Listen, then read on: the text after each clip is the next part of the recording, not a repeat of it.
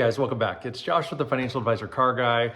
And this week I just wanted to share a little story with you, something I saw on the internet this last week. And I screenshotted the article because I'd never heard this before. And it's like 12 years old. This is not a new article or anything like that, but it's something that kind of made me laugh a little bit. And so I thought I'd share that with you guys today because, again, I hadn't heard of it and I don't know if you guys had either, but more or less, let's rewind the clock like 12 years. And back in 2013, a plumber from Texas named Mark traded in his F-250 at an authorized Ford dealer. Now, I have a couple of notes off to the side of the screen here because I wanted to make sure I was getting the facts right. So the story goes, he traded in this F-250. It was a work truck, and something bad happened. So he turned around and sued AutoNation Ford. Now, I'm not sure if that's in Texas or somewhere in the surrounding areas, but basically the story goes something like this. So he drives the truck in to trade it in for something else, the newer model. And he had company logos on the doors of the pickup.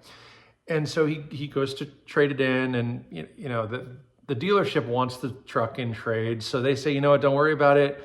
We'll go ahead and remove the logos before we clean the truck to sell it or whatever we're going to do with it.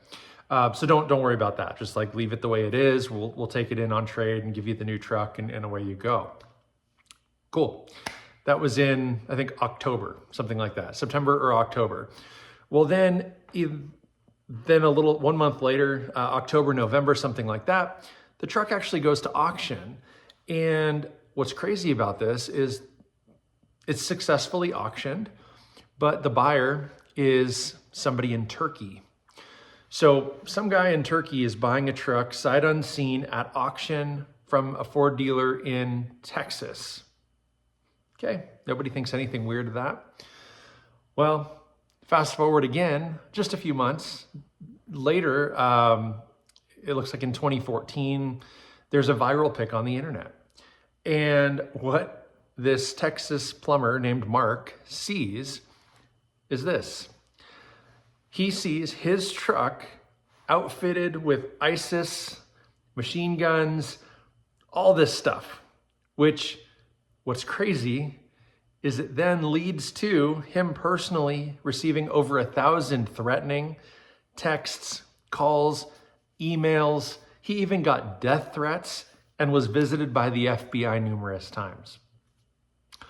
So he's suing AutoNation Ford for $1 million. Now, is $1 million enough? Is $1 million not enough? What kind of harassment did he go through? There's a million questions that I would have, but fascinating story because, how bad is it that the Ford dealer didn't live up to their word, right? First and foremost, they said, don't worry about the logos. We're going to take care of that. They didn't. But then secondly, they auction the truck and it goes to Turkey. Again, that doesn't necessarily raise any flags or anything, but I don't know. You go back 10, 12 years and ISIS was a real threat in the Middle East, in that whole area, the whole region. So I don't know. Not that you want to assume the worst, but at the same time, trucks being exported to Turkey in that time, you got to wonder. So this Ford dealer came under fire, and I honestly, I don't know what happened with the lawsuit. I assume he won, knowing our judicial system and knowing kind of how a jury would see this, right? I got to assume they're going to side with the guy, right? The 1,000+ death threats and harassing calls and texts and stuff, like that would wreck your business. So you've got to kind of forecast what revenue dropping and all that stuff is going to do. And that photo, it's out there on the internet. That will never come down. It's like, I've got a screenshot of it and I'm about to, share it with you guys. So it's one of those things where it's obvious that it was kind of a miscommunication. It's obvious that, he isn't affiliated with ISIS, obviously, right? He traded the truck in, relinquishing any ownership of the truck.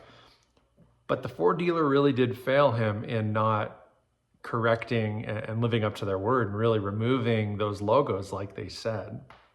So it makes you wonder. And how often does that kind of stuff happen? I don't know. There are times where I'm sure something happens just like that. Maybe not to that extent. I've traded in vehicles and I've never gotten death threats over it, but I don't know where those cars end up. Could they end up in the hands of terrorists? Sure. Do they end up overseas? Who knows? I do know of one. I mean, I sold a 65 Mustang like several years ago now, 5 years ago, maybe 6 years ago, that I did export to France. And, is it going through terrorist activities right now? Who knows? Probably not, but you never know. And so anyway, I just thought that was a fascinating story. I'd never heard that before, and it is a more than 10-year-old story, so it's not something that's actively going on. I could probably Google the outcome and see what happened. I'm worried less about the outcome than the story itself. I just thought it was fascinating.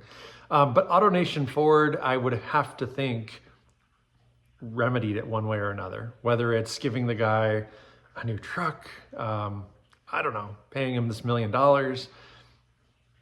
Hard to say, but that's all I got for you guys this week. I just wanted to share that story. Again, something I thought was funny and fascinating and unusual. And so that's that. But thank you guys for watching. Don't forget to like, subscribe, hit that notification bell. And most importantly, remember, may every investment you make be a good one. Till next time.